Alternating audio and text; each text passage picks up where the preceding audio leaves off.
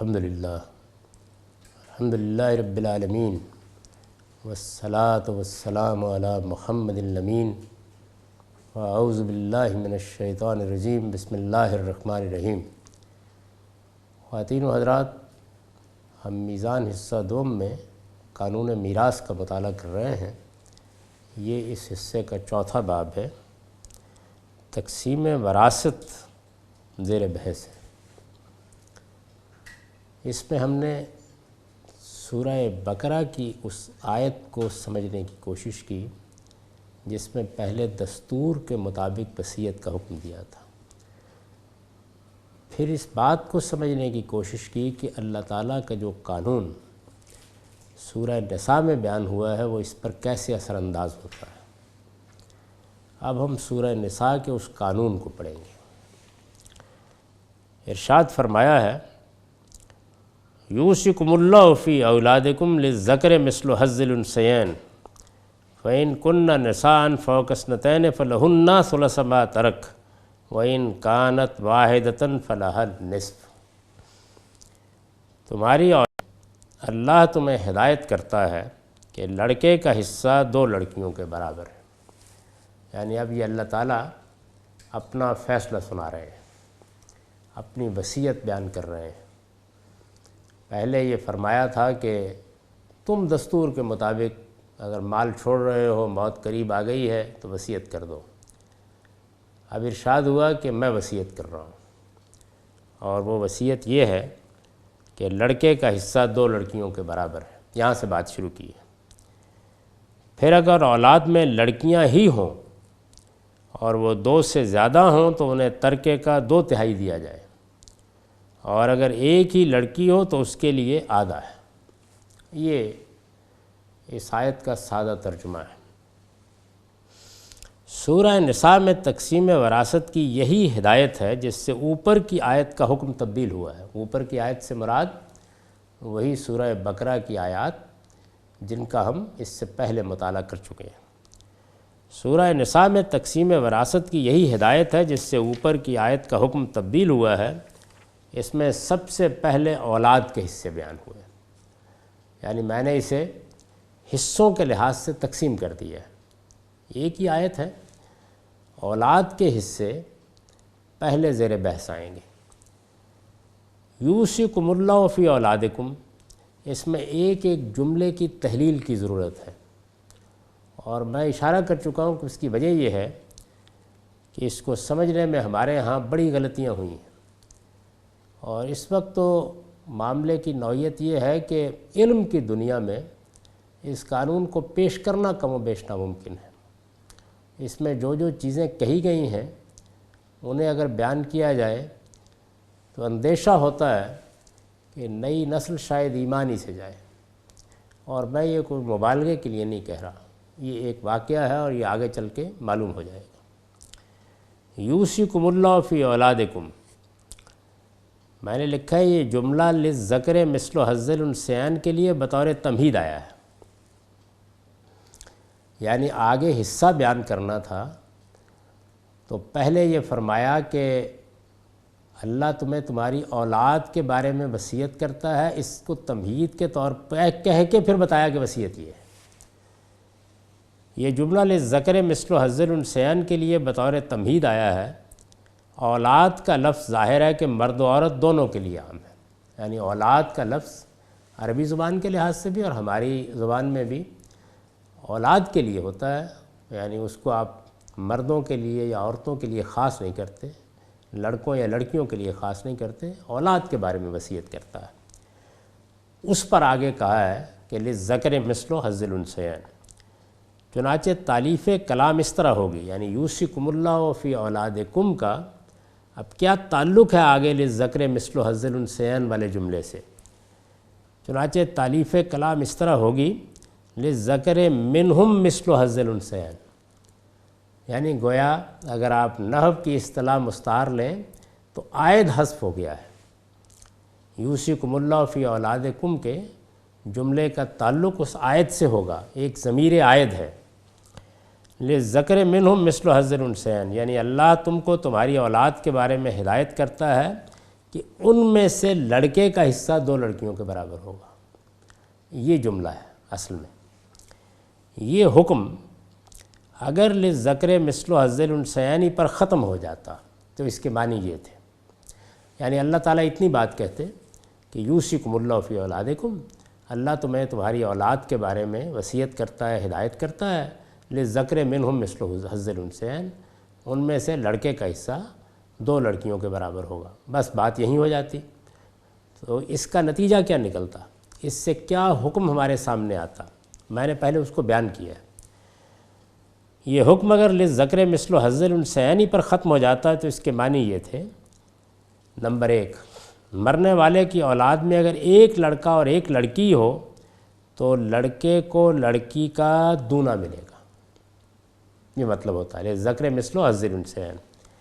لڑکے اور لڑکیاں اس سے زیادہ ہوں، یعنی اگر ایک لڑکا ہے اور ایک لڑکی ہے تو بہت آسانی ہے نا، لڑکے کو لڑکی سے دونا آپ نے دے دیا۔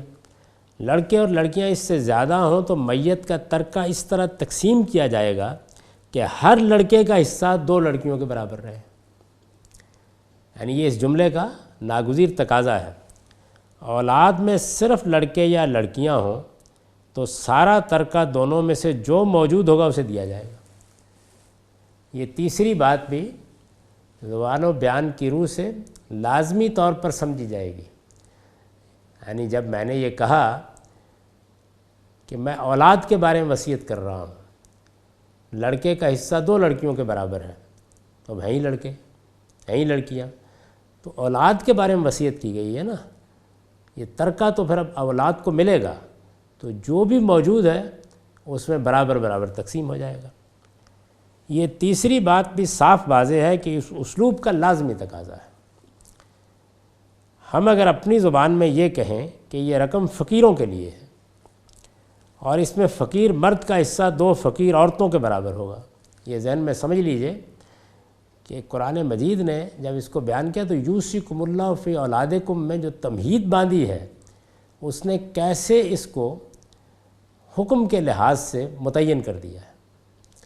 بالکل یہ اسی طرح کا جملہ ہے، ہم اگر اپنی زبان میں یہ کہیں کہ یہ رقم فقیروں کے لیے ہے، وہاں کیا کہا ہے، یہ ترکہ تمہاری اولاد کے لیے ہے، اللہ اولاد کے بارے میں وصیت کر رہا ہے، یہ رقم فقیروں کے لیے ہے اور اس میں فقیر مرد کا حصہ 2 فقیر عورتوں کے برابر ہوگا، تو اس کے معنی یہ ہے کہ رقم در حقیقت فقیروں کے لیے دی گئی ہے، لہٰذا ان میں اگر فقیر مردی ہوں گے تو ساری رقم ان میں تقسیم کر دی جائے گی، اور فقیر عورتیں ہی ہوں گی تو پھر بھی یہی کیا جائے گا، اس لیے کہ یہ رقم تو فقیروں کا حق بنا دی گئی ہے۔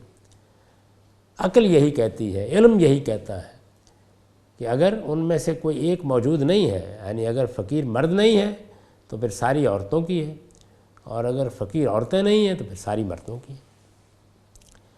لیکن حکم یہاں ختم نہیں ہوا، یعنی اگر حکم یہاں ختم ہو جاتا تو ہمارے لیے اللہ کی ہدایت وہ ہوتی جو میں نے اوپر 3 نکات میں بیان کر دی ہے، لیکن حکم یہاں ختم نہیں ہوا، بلکہ اس سے متصل ایک استثناء کے ذریعے سے قرآن نے وضاحت کر دی ہے کہ اس کا منشا یہ نہیں ہے۔ ایسے ہی ہوتا ہے، ہم جب کوئی بات بیان کرنا چاہتے ہیں تو پہلے تعمیم میں اگر کوئی جملہ بولتے ہیں اور پھر چاہتے ہیں کہ اس میں تخصیص کر دیں، یا پہلے ایک بات کہتے ہیں اور پھر چاہتے ہیں کہ استدراک کے طور پر وضاحت کریں، تو آگے کی بات کو پھر ملا کے اس کو سمجھا جاتا ہے۔ لیکن حکم یہاں ختم نہیں ہوا، بلکہ اس سے متصل ایک استثناء کے ذریعے سے قرآن نے وضاحت کر دی ہے کہ اس کا منشا یہ نہیں ہے۔ فَإِن كُنَّ نِسَاءً فَوْقَ اثْنَتَيْنِ فَلَهُنَّ ثُلُثُ مَا تَرَكَ، یہ للذکر مثل حظ الانثیین سے استثناء ہے۔ پہلے تو یہ سمجھ لیجئے کہ یہ فَإِن كُنَّ نِسَاءً فَوْقَ اثْنَتَيْنِ یہ مستقل جملے کے طور پر نہیں آ رہا، بلکہ للذکر مثل حظ الانثیین سے ایک استثناء کے طور پر آ رہا ہے، استدراک کے طور پر آ رہا ہے، یعنی 3 باتیں اس سے نکل رہی تھیں، اس میں ایک میں ترمیم پیش نظر ہے، اس لیے یہ بات کہی ہے۔ یعنی مرنے والے کی اولاد میں اگر لڑکیاں ہی ہوں تو خواہ 2 ہوں یا 2 سے زائد، ان کا حصہ ہر حال میں 2/3 ہوگا۔ مطلب یہ ہے کہ اگر لڑکے اور لڑکیاں ہیں تو پھر تو 1:2 سے تقسیم کرنا ہوگا، ہر لڑکے کو لڑکی سے دونا ملے گا، لیکن اگر لڑکے ہی ہیں تو وہ سارا لے جائیں گے، لڑکیاں سارا نہیں لیں گی، یہ ترمیم کر دی۔ یعنی مرنے والے کی اولاد میں اگر لڑکیاں ہی ہوں تو خواہ 2 ہوں یا 2 سے زائد، ان کا حصہ ہر حال میں 2/3 ہوگا۔ وَإِن كَانَتْ وَاحِدَةً فَلَهَا النِّصْفُ، یہ اسی پر عطف ہوا ہے، یعنی یہ وَإِن كَانَتْ وَاحِدَةً میں جو واو ہے یہ بھی اس کو کوئی مستقل بالذات جملہ نہیں بنا رہی، بلکہ فَإِن كَانَ نِسَان میں جو استثناء ہے اسی استثناء پر یہ بھی عطف ہے، اسی کا حصہ ہے، یہ اسی پر عطف ہوا ہے، یعنی اگر ایک ہی لڑکی ہے تو وہ نصف کی حقدار ہو۔ یہ تالیف کرنا اور اس کی طرف توجہ دلانا اس لیے ضروری ہے کہ اس پر آگے کچھ احکام متفرع ہوں گے۔ فوق اثنتین کا مفہوم ہم نے اوپر 2 یا 2 سے زائد بیان کیا ہے۔ اوپر جو آیت ہے اس میں جب لڑکیوں کا حصہ بیان ہوا ہے تو وہ یہ ہے کہ فَإِن كُنَّ نِسَان فَوْقَ اثْنَتَيْنِ، کہ لڑکیاں 2 یا 2 سے زیادہ ہوں۔ اس کی وجہ یہ ہے کہ اس سے پہلے ہمارے نزدیک اثنتین کا لفظ عربیت کی روح سے محذوف ہے، یعنی قرآن مجید کے الفاظ تو ہیں کہ فَإِن كُنَّ نِسَان فَوْقَ اثْنَتَيْنِ، اگر 2 سے زیادہ لڑکیاں ہوں، 2 نہیں کہا۔ میں یہ عرض کر رہا ہوں کہ عربیت کے اسلوب پر اس میں اثنتین یا 2 یہ حذف ہو گیا ہے۔ قرآن کی زبان میں اگر ہم ایک لڑکی اور 2 یا 2 سے زائد لڑکیوں کا حصہ ان کے حصوں میں فرق کی وجہ سے الگ الگ بیان کرنا چاہیں تو اس کے 2 طریقے ہیں۔ یعنی قرآن مجید کا تتبع کرنے سے معلوم ہوتا ہے کہ اس میں اگر کسی موقع اوپر 1 2 3 چیزیں بیان کرنی ہوں تو پھر قرآن مجید اپنی ترتیب قائم کرتا ہے۔ تو یہاں بھی یہ ہے نا کہ اگر آپ نے ایک لڑکی اور 2 یا 2 سے زائد لڑکیوں کا حصہ بیان کرنا ہے اور ان کے حصوں میں فرق ہے تو کوئی ترتیب تو قائم کریں گے نا۔ وہ 2 ہی صورتیں ہو سکتی ہیں، ایک یہ کہ ترتیب سعودی ہو اور ایک یہ کہ نزولی ہو، یعنی یا اوپر کو چڑھتے ہوئے یا نیچے کو اترتے ہوئے۔ ترتیب سعودی کے مطابق بیان کرنا پیش نظر ہو اوپر کو چڑھتے ہوئے تو کیا کریں گے؟ تو پہلے ایک لڑکی اور اس کے بعد 2 لڑکیوں کا حصہ بیان کیا جائے گا، یعنی اوپر کو جانا ہے نا، تو ایک لڑکی کا پہلے بیان کریں گے، اس کے بعد 2 لڑکیوں کا بیان کر دیں گے۔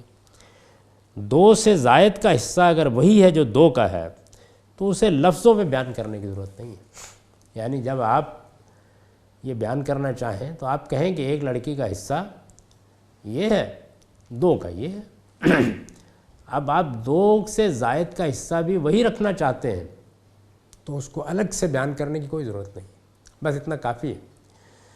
قرآن مجید کی زبان کے بارے میں کئی مرتبہ یہ توجہ دلا چکا ہوں کہ اس میں بڑا اعجاز ہے، اس کے خاص اسالیب ہیں، اور اس میں وہ چیز کے جو جملوں کے باہمی ربط سے واضح ہو رہی ہو، جس میں لفظ دلالت کر رہا ہو اور اسے دوسرے لفظ میں بیان کرنے کی ضرورت نہ ہو، جس میں کلام کے قرائن بیان کر دیں، اس کے لیے الفاظ نہیں استعمال کیے جاتے۔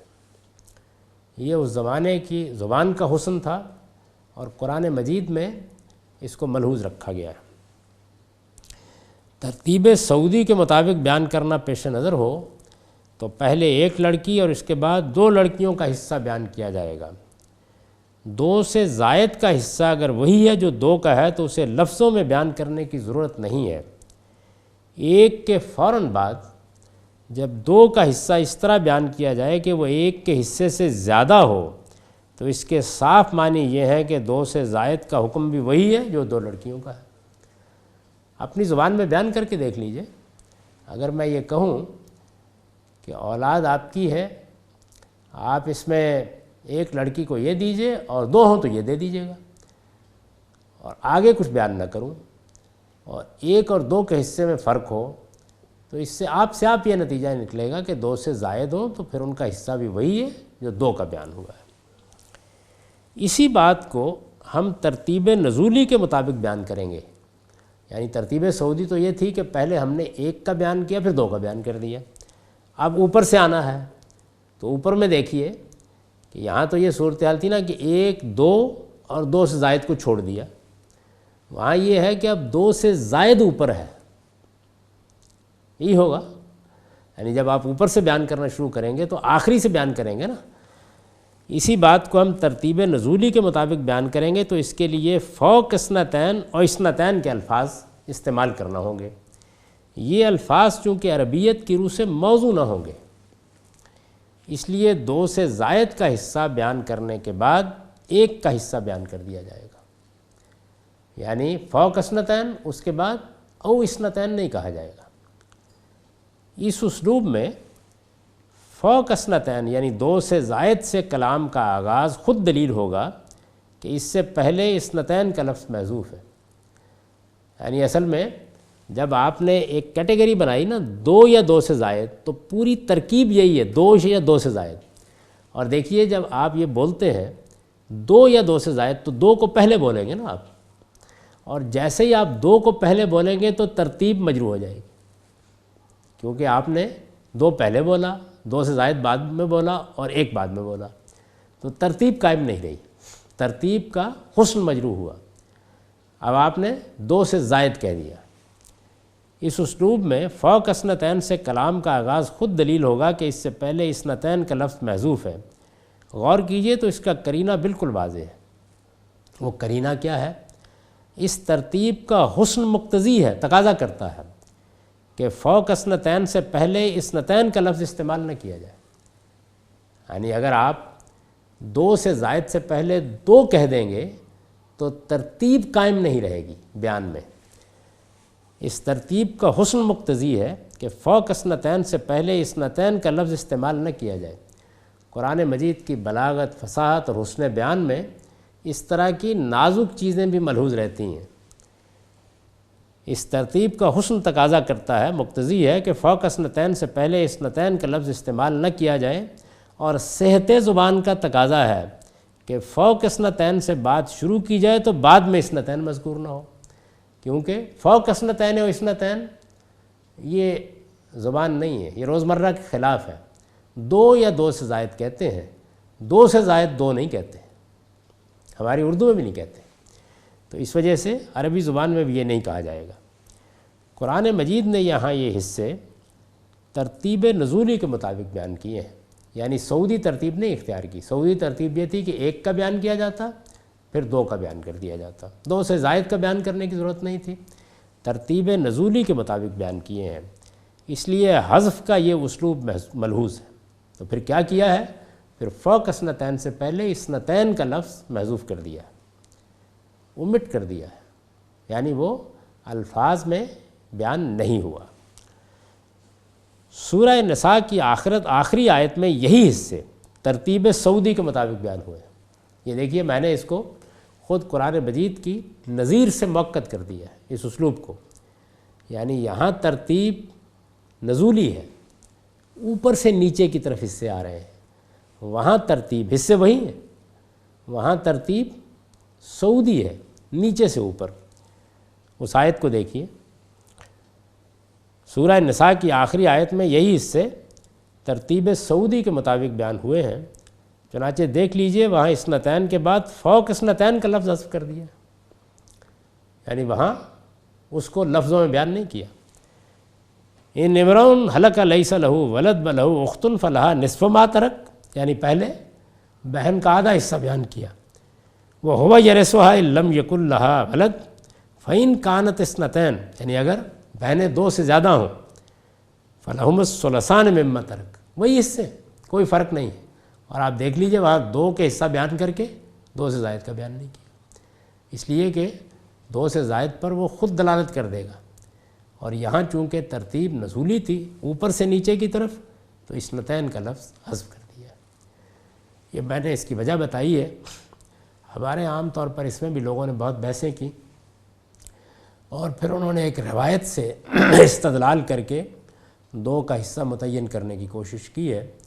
قرآن مجید کی زبان کا ذوق ہو تو یہ بات بالکل واضح ہے. اور سورہ نساء کی آخری آیت اس معاملے میں کوئی شبہ باقی نہیں رہنے دیتی۔ یہ اولاد کے حصے تھے۔ اب آگے چلیے، ارشاد فرمایا وَلِأَبَوَيْهِ لِكُلِّ وَاحِدٍ مِّنْهُمُ السُّدُسُ مِمَّا تَرَكَ إِن كَانَ لَهُ وَلَدٌ فَإِن لَّمْ يَكُن لَّهُ وَلَدٌ وَوَرِثَهُ أَبَوَاهُ فَلِأُمِّهِ الثُّلُثُ فَإِن كَانَ لَهُ إِخْوَةٌ فَلِأُمِّهِ السُّدُسُ مِن بَعْدِ وَصِيَّةٍ يُوصِي بِهَا أَوْ دَيْنٍ۔ اور اگر میت کے اولاد ہو تو اس کے والدین میں سے ہر ایک کے لیے ترکے کا چھٹا حصہ ہے۔ یعنی پہلے اولاد کے حصے بیان کیے، اولاد ہو بھی سکتی ہے نہیں بھی ہو سکتی۔ اب یہ بتایا کہ اولاد ہو اور والدین بھی ہوں تو والدین میں سے ہر ایک کے لیے ترکے کا چھٹا حصہ ہے، 1/6 1/6 ان کو ملے گا۔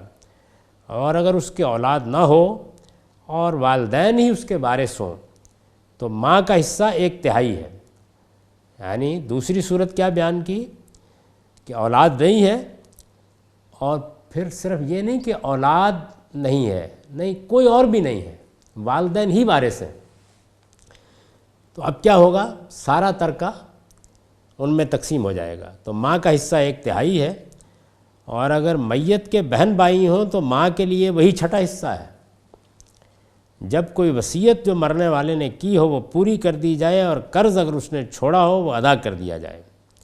یہ میں نے ترجمہ کر دیا ہے الفاظ کے لحاظ سے جیسے کہ کیا جاتا ہے، اپنے طریقے پر نہیں کیا، اس لیے کہ مجھے آگے بحث کرنی ہے۔ اولاد کے بعد یا والدین کے حصے بیان ہوئے۔ اولاد کے حصے ہم پڑھ چکے، اس میں یہ بیان کر دیا گیا ہے کہ اگر لڑکے اور لڑکیاں ملے ہوئے ہیں تو 1/2 سے ترکہ تقسیم ہو جائے گا، اور اگر صرف لڑکیاں ہیں اور 2 یا 2 سے زائد ہیں تو 2/3 ان کا ہوگا، اور اگر ایک ہی لڑکی ہے تو آدھا اس کا ہوگا۔ اب والدین،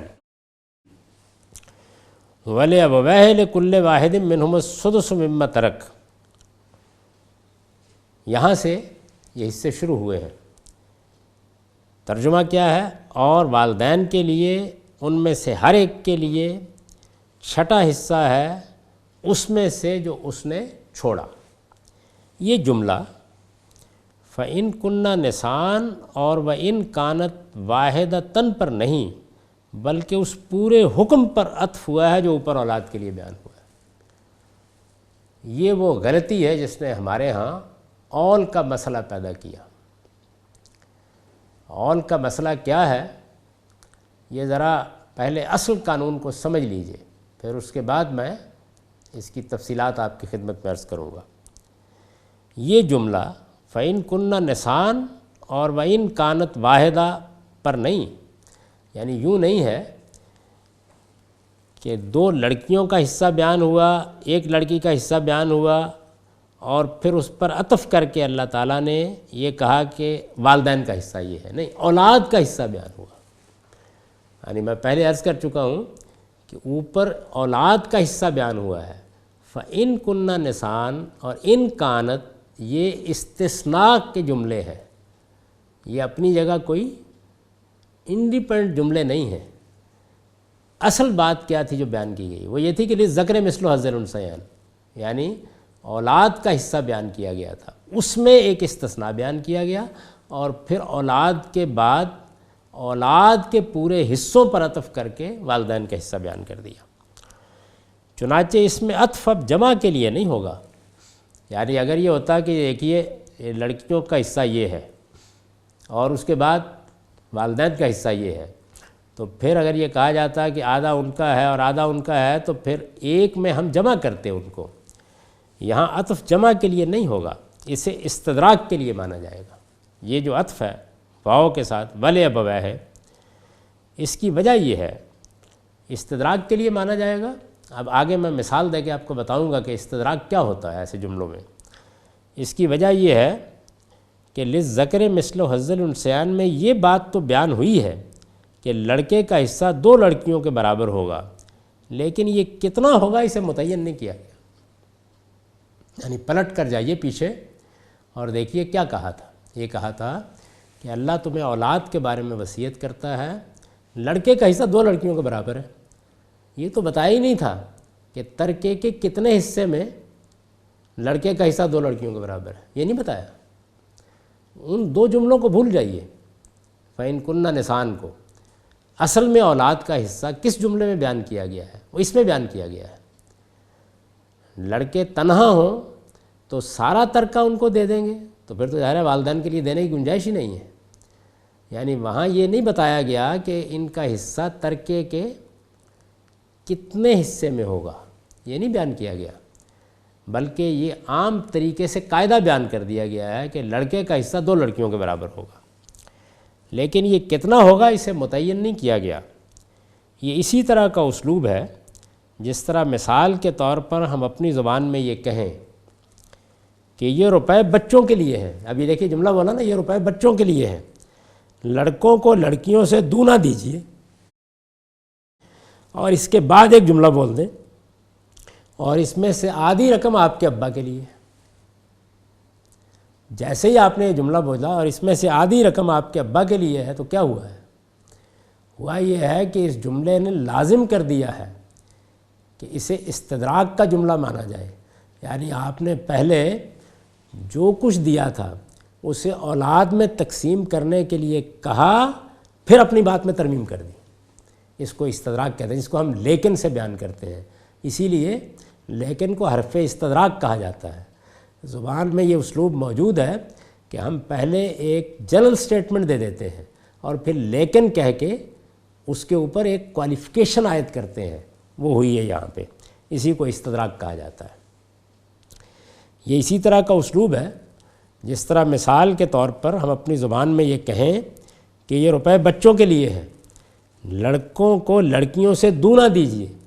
تو اب لڑکوں کو لڑکیوں سے دونا دیجیے، یہ تقاضا کر رہا ہے کہ جو روپے دیے گئے ہیں، 10 ہیں، 15 ہیں، 20 ہیں، وہ سب لڑکوں اور لڑکیوں میں ایک نسبت 2 سے تقسیم کر دیے جائیں۔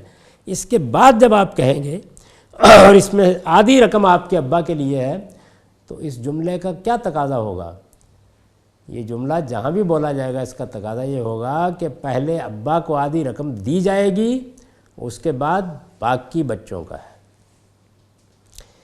ان جملوں کو دیکھیے، ان سے قائل کا مدعا بالکل واضح ہے۔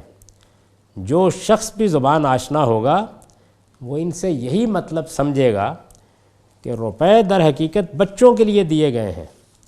اس لیے بات اگر پہلے 2 جملوں ہی پر ختم ہو جاتی تو ساری رقم لڑکوں اور لڑکیوں میں اسی نسبت سے تقسیم کر دی جاتی جو ان جملوں میں بیان ہوئی ہے، لیکن قائل نے اس کے بعد چونکہ آدھی رقم ابا کو دینے کے لیے کہا ہے، اس وجہ سے یہ ضروری ہے کہ ابا کا حصہ پہلے دیا جائے اور باقی جو کچھ بچے وہ اس کے بعد بچوں میں تقسیم کیا جائے۔ اس چیز کو نہ سمجھنے کی وجہ سے اول کا مسئلہ پیدا ہوا ہے۔ یعنی جملے کی نوعیت ایسی تھی کہ اگر اس کو ٹھیک طرح سے سمجھ لیا جاتا تو یہی قانون ہوتا کہ پہلے والدین کا حصہ دو اور پھر والدین کے حصے ہی پر آگے عطف ہوا ہے ازواج کا حصہ، بیوی یا شوہر کا حصہ، وہ دونوں پہلے دو، اس کے بعد باقی اولاد کا ہے، کیونکہ اولاد کا حصہ بیان کرتے وقت تعین نہیں کی گئی تھی۔ جملہ اس طرح کا بولا گیا تھا، یہ روپے بچوں کے لیے، ان میں ایک نسبت سے 2 سے تقسیم کر دو اور ابا کو یہ دے دو اور بیوی کو یہ دے دو۔ تو اگلے جملے حقیقت میں خود بخود لازم کر دیتے تھے کہ پہلے وہ حصے دیے جائیں گے، اس کے بعد اولاد میں وہ رقم تقسیم ہوگی۔ لیکن قائل نے اس کے بعد چونکہ آدھی رقم ابا کو دینے کے لیے کہا ہے، اس وجہ سے یہ ضروری ہے کہ ابا کا حصہ پہلے دیا جائے اور باقی جو کچھ بچے وہ اس کے بعد بچوں میں تقسیم کیا جائے۔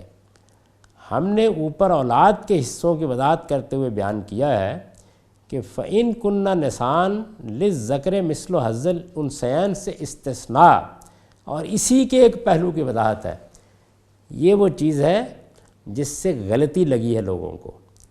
یعنی اللہ تعالیٰ نے جب یہ بیان کیا کہ اولاد کے حصے 1:2 کے ساتھ تقسیم کیے جائیں گے، تو آگے جب یہ کہا کہ اگر لڑکیاں ہی ہوں تو وہ الگ سے حصہ بیان کرنے کا اسلوب نہیں تھا، بلکہ جو اولاد کے لیے ہے اس میں اگر لڑکیاں ہی ہوں، یہ مقصود تھا اس سے۔ ہم نے اوپر اولاد کے حصوں کی وضاحت کرتے ہوئے بیان کیا ہے کہ فَإِن كُنَّا نِسَاءً لِلذَّكَرِ مِثْلُ حَظِّ الْأُنثَيَيْنِ سے استثناء اور اسی کے ایک پہلو کی وضاحت ہے۔ ہماری یہ بات اگر صحیح ہے تو اسے پھر وَلِأَبَوَيْهِ کی طرح اپنے مقام پر مستقل نہیں مانا جا سکتا۔ مستقل نہیں مانا جا سکتا، اس کا مطلب یہ ہے کہ یہ حصہ اب سارے ترکے میں سے نہیں دیا جا سکتا۔